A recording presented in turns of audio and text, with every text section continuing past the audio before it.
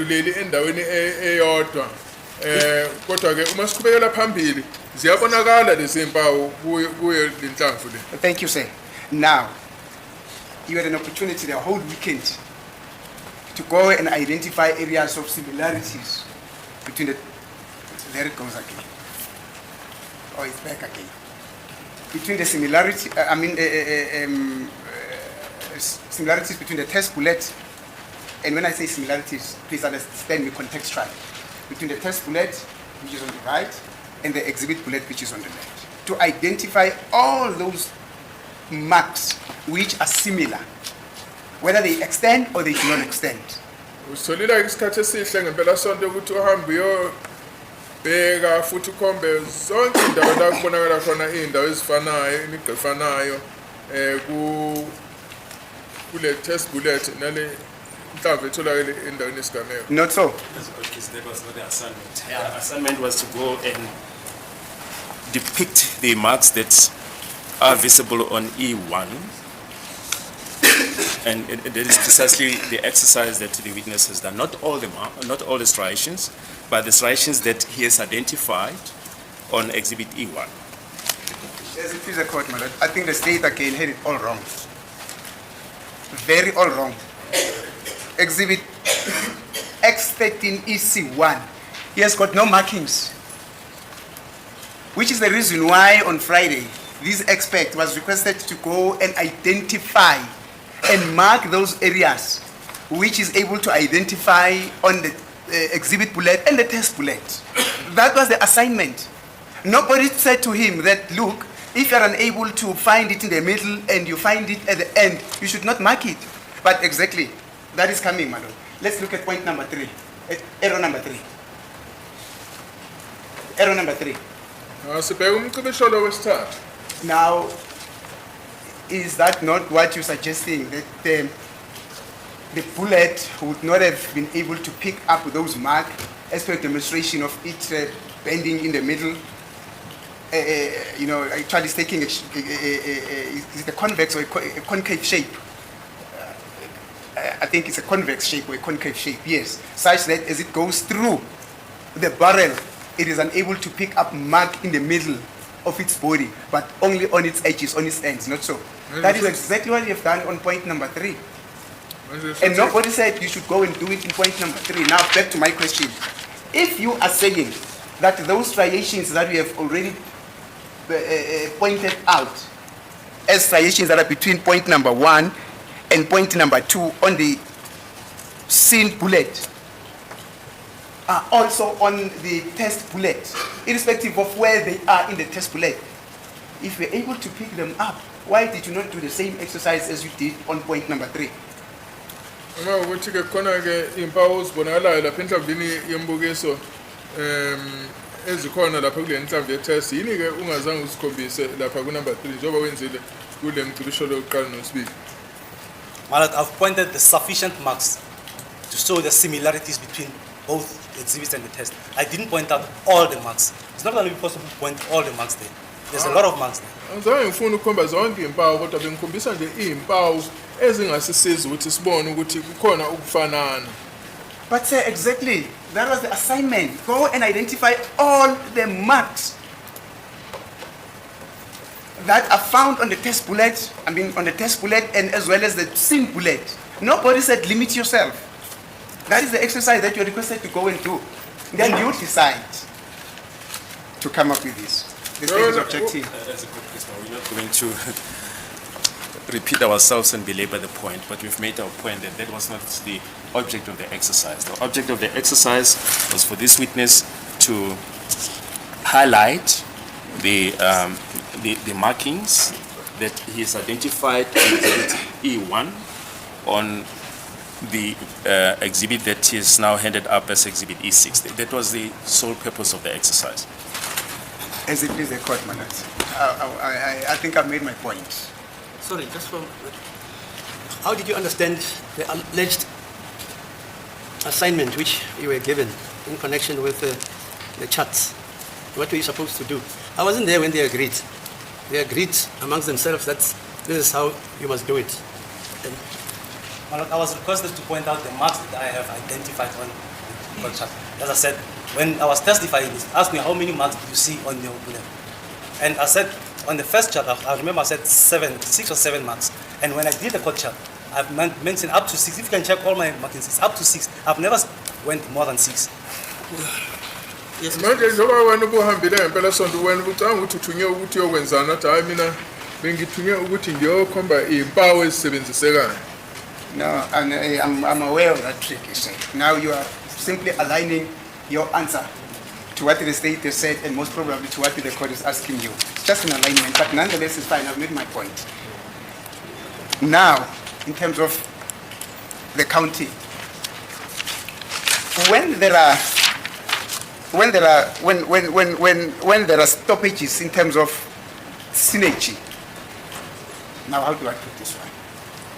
Let us take a break, my lord. I'm requesting that you take a break. It's already time for a short break so that I prepare my answer to this one.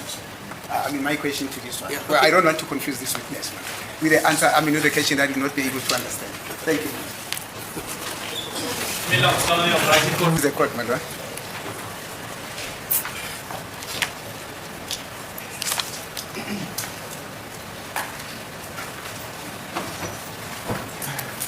The state is still trying to reconnect to the system.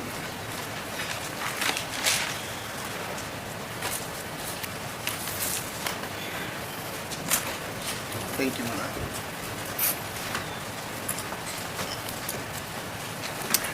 Now, sir, before the adjournment,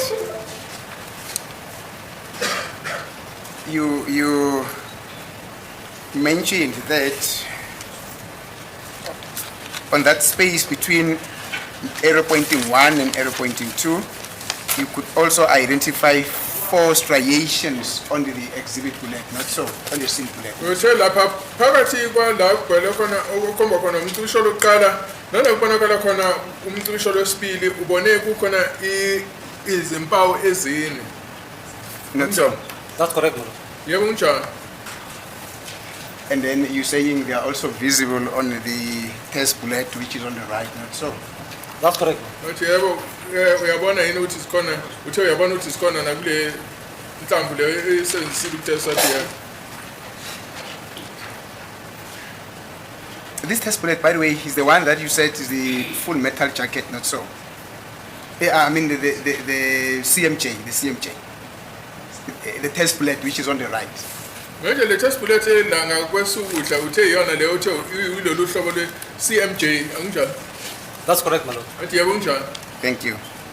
Now you have been able, of course, with precision, to identify the 4 striations that are on the scene bullet. Would you also do the same? Identify the 4 striations that are also on the test bullet? Manje njengoba ubone izimpawu ezine kule inhlamvu etholakele intambo etholakala endaweni yesigameko ungakwazi yini ukuthi uphinde usikhombise lezo impawu ezine kule inhlamvu benitesta ngayo? The 4 striations, yes. Molo, as I explained, they are there, but they're not that clearly visible on the center, towards the center here. But if you go towards the end, there they are. You can see the continuation of those markings there. Athi hayi lapha nendawo sibonakala kahle kodwa umusiya ngale ngasegcineni ziyabonakala. Yeah, that is exactly what I was trying to avoid when you say, yeah, here they are, here they are. You know, here they are, it's a very relative term. I said to you, and actually not me, we agreed, and the court also agreed with us that this is science, the art of precision and accuracy. Now we can't say here they are, like we trying to thumbsuck information. Now, because you have been able to, with accuracy, identify the 4 striations that are on the exhibit bullet on the right, on the left, we can't then all of a sudden say here they are on the right. We also need to pinpoint them with precision as well. Do you mind to do that? Because the witness was pointing them out with the laser. I don't know if perhaps counsel missed that. When he was saying here they are, he was showing on the screen. Maybe you should get near to the screen. Yes. Point This them out is the with your ruler. laser if you want to. I'm not so sure whether you also want to make use of the ruler. Oh, this time you... No. A ruler, use ruler.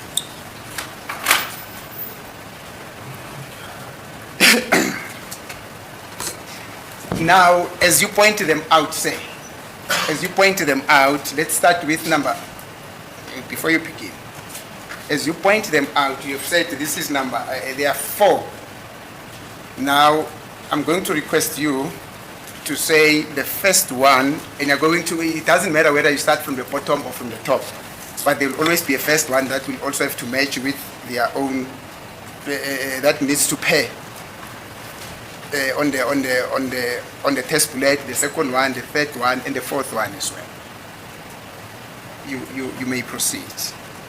I just wanted to request you to follow that process. Ngicela ukuthi umuchaza lapha ungikhombise ukuthi ke lolu phawu lokuqala lifana naluphi uphawu kule ku-test bullet uya kanjani noma ngabe uzofuna ukuqala ngenhla noma uqale ngenzansi kodwa hamba ke uloku nje ukhomba ukuthi lolu luhambisana nalolu phawu lolu luhambisana nalolu phawu uzofika ekugcineni.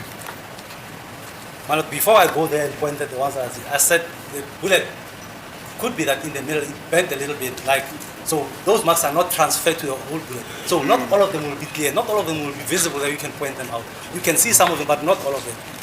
And as I mentioned now, I can see some of them, that's not all of them. on this part, you can't see them. But when it comes here, they start to appear again. And this is where they start to appear. Not all of them are visible, but you can see them here. Manje njengoba sengichazela ukuthi ngalilenga le nhlamvu lena inhlamvu eyayigobile kangangoba ke izimpawu zange zidlulisekele zonke kule nhlamvu le kodwa njengoba usibhekile lapha esithombeni kuyabonakala ukuthi ngasekuqaleni azibonakali kahle kodwa uma kulokuqhubeka ziqala ukubonakala azibonakali zonke zicace kodwa kuyabonakala ukuthi ziyaqala ukubonakala uma siyangale ngasekugcineni kwesithombe. Thank you, sir. Now, if you say they are visible, if they are visible, then they can be counted, not so. You can count them if they are visible. Uma ukuthi zibonakala kahle ungakwazi ukuzibhala kanjani? I'll point to the laser here. There they are, but not all of them are visible as clear as they are here. But there, you can see 2 or 3 of them there, but not as clear as here. So for me to go there and count them, it won't be of any sense. It won't be what? Won't be of any use. Ngiyazibhala ngoba azicaci ngokulingene ngale ngasekugcineni kwesithombe.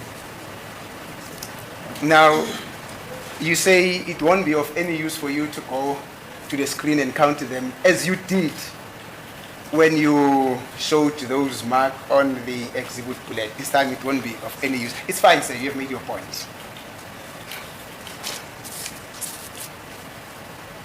Sorry, I missed that one. Or should I repeat the whole thing? If you can, please. Thank you, sir.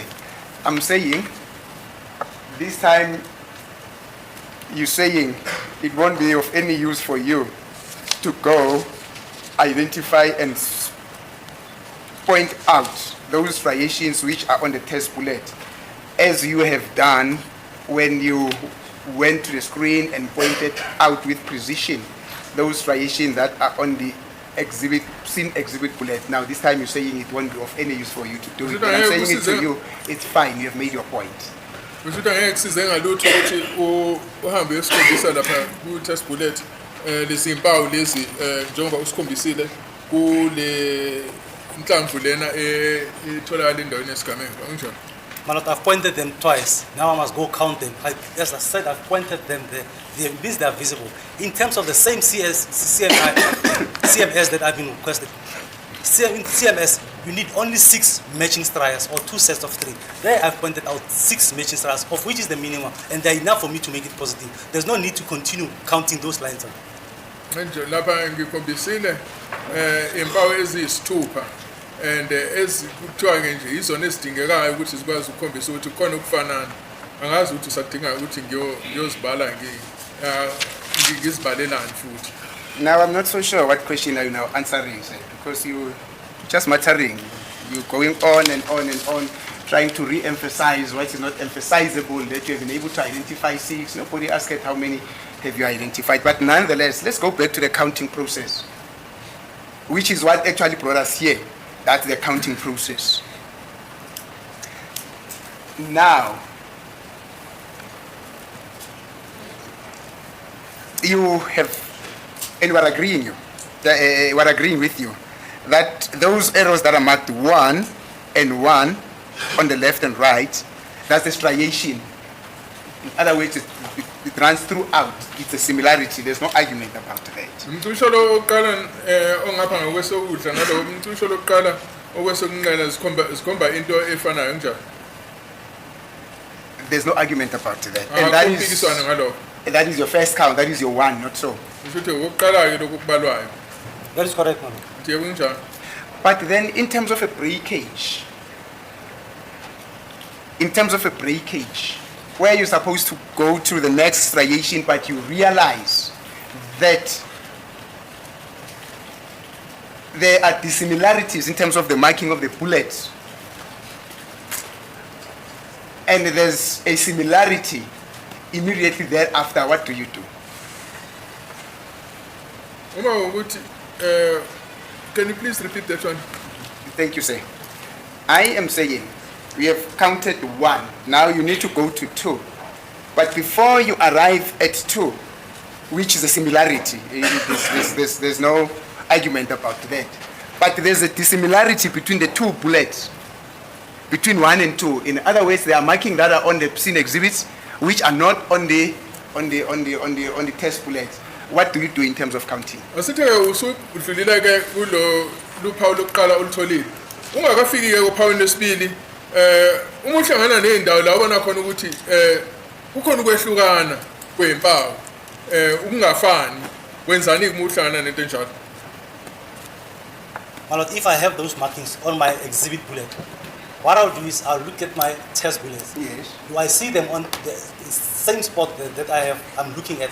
If they're not there on the same spot, I'll move it towards the front to check if they're there at the front. Then you can see them at the front there. But I wanted a spot where I can see the ones that I could count easily that are crossing each other. Hayi ngibenza ukuthi mangibona ukuthi angiyiboni ngiyalibona uphawu ngapha kulenye inhlamvu. Mangaliboni kulenye ngiyedlula ngiye phambili ngiyobona ukuthi le phambili iyabonakala yini. And uma ukuthi ke iyabonakala noma ayibonakali ngidlulela kwenye ke engayikhoma. Lieutenant Colonel Mangena, I think you need to understand me.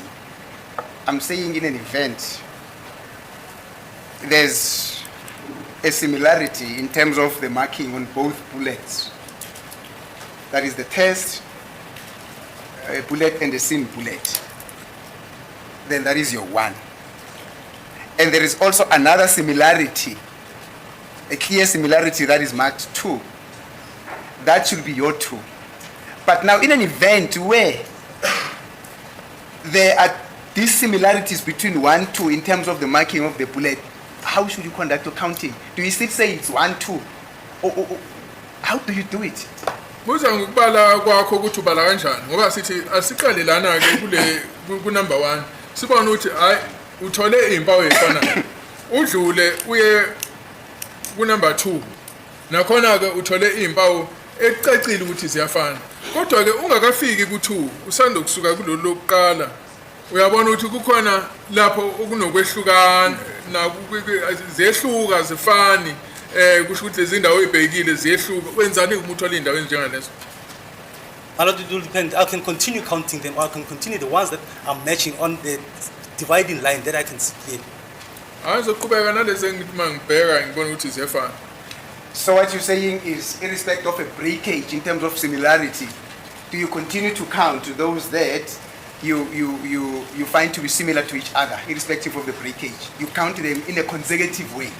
Is that what you're saying? Okuchazayo ukuthi uyaqhubeka ubheke ufune lezo ezifanayo nanoma ke uke wabona ukuthi khona indawo la okunokwehluka khona engafani awuvela uzisibe lezo indawo udlulele phambili. That's correct, Malot. You can continue counting them if they are very clear on both sides. Yeah, ungaqhubeka phambili uma ukuthi sicacile kuzona zombili inhlamvu. No, man. Do you understand the example that I'm making, Colonel? I am saying, and please do not try to, if you don't understand, say you don't understand. But again, if this question is uncomfortable for you to answer, just say no. I don't have an answer. But don't try to make us go around the circle for the whole day. Because my question is very simple. My question is, in an event of a counting, when you start to count, your first mark, for instance here, on the board, that arrow that is marked 1 on both sides, the arrows that are marked 1, we are saying there's no contestation about it. Those are clear marks. They correspond. Those marks are appearing on both sides of the exhibits. And also on arrow number 2, those sides, those marks are appearing on both exhibits. But now the question is, in an event that in between those marks that are so clearly visible as to not being able to contest them, they are so clearly visible in between them, there are dissimilarities. In other words, you can't find in one bullet you find this mark, but on the other bullet you don't find those similar marks. What is the methodology of your counting? Are you going to say 1, 2, or you stop and start afresh? No, you continue counting. Okay. Before the witness answers, we just want to rise on the point of courtesy to a witness, Malo, to say Colonel Mangena is an expert and he should be accorded the respect that he deserves. To say that he's taking the court in circles, we think that that is improper. Earlier on, counsel said the witness is muttering. We let it slide, but we think, my lord, as an expert, he must be accorded the respect and dignity that he deserves. As it is the court, madam. So your answer is you continue counting in respect of the dissimilarities between the two lines. Ushuthi wena uyaqhubeka ngokubala nanoma ukuthi usuthole ukuthi phakathi kwale zimpawu ezimbili ezicace kahle kukhona la ukubonakala khona ukuthi akufani. In terms of the dissimilarities, I said despite the Yeah. dissimilarities, you continue to count. Yes. dissimilarities. Yes. I don't see dissimilarities there. I see similarities.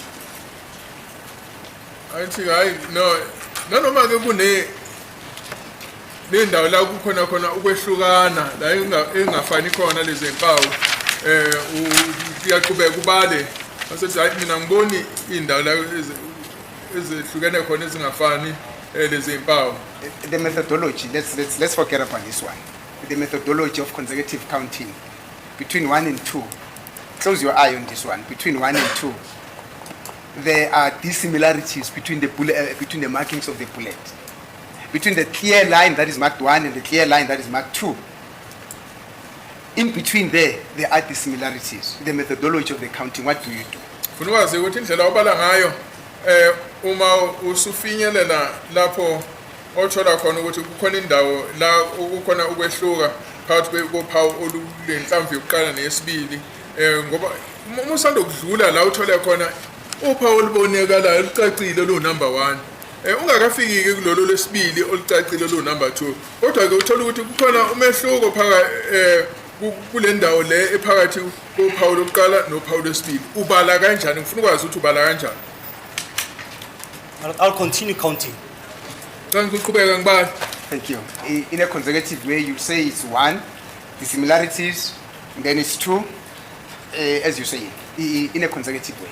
Usho ukuthi ukulandelana uzovela ubale uthi okokuqala ngibone into efanayo qhubekele kwesibili uthi esibili ngithola into efanayo futhi. Are we referring to where there's no marks at all on the other? Or maybe on the test? I've been requested to accord you the necessary respect as an expert, but I think I've tried my level best. No, I want to understand the question before I answer it. No, I think I've gone through these questions so many times, and we have answered it so many times. Now you want me to come up with something else. I think I've accorded you the necessary respect that I should have done. You see, but lastly, let me repeat again. And this is final, you see, to avoid any form of prolixity on this aspect, I'm going to do it for the last time, with the permission of the court. I've said, let us close our eye on this one. But all the questions were asked based on this one. I was answering based on this one. I didn't know about the other one. You said that I must close eyes and think of other. Hayi mina impendulo yami umbuzo wakho ukuthi sengibuzo kokugcina manje ngithi ke mase